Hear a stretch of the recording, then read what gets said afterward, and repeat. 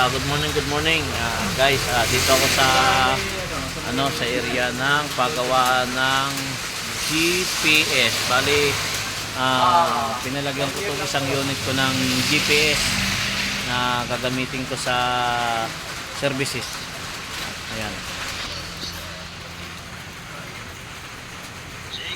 Ayan guys, bali pinakabitan niya ng GPS para malaman ko kung saan sila pumupunta at yung mga history kung saan sila galing. Safety first din sa mga driver, pahinante, at kung saan man sila sa fault in case na masiraan, at least alam ko kung nasaan silang area. So yan, okay. Medyo kalakasan ng ulan pero banat lang, ganyan talaga ang hanap buhay. Salamat sa Diyos at nabigyan ako ng unit na L300 na brand new, kasi pinangarap din natin yan para number 1 makatulong sa kapwa. Bali ito guys, pang lalamog ko.